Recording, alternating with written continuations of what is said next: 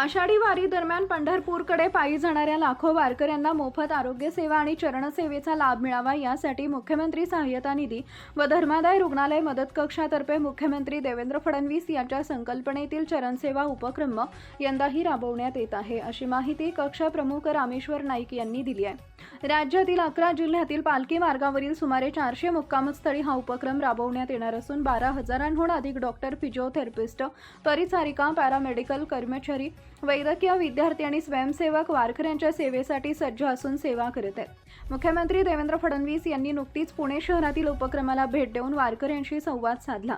वारकऱ्यांची सेवा हीच विठुरायाची सेवा असल्याचं सांगत अशा सेवा कार्यात सहभागी होणं हे मोठं भाग्य असल्याची भावना फडणवीस यांनी व्यक्त केली आहे।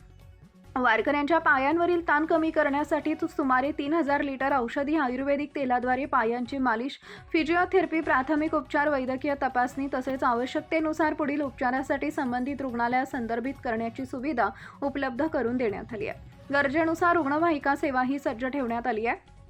याशिवाय पालखी मार्गावर 8 आरोग्य जनजागृती रथांच्या माध्यमातून केंद्र व राज्य शासनाच्या विविध आरोग्य योजनांची माहिती, स्वच्छतेचे महत्त्व, संसर्गजन्य व पावसाळ्यातील आजारांपासून बचाव, निरोगी जीवनशैली आणि प्रतिबंधात्मक आरोग्यविषयक मार्गदर्शन वारकरी नागरिकांपर्यंत पोहोचवणार आहेत। निवडक ठिकाणी योगा सत्राचंही आयोजन करण्यात आलं आहे।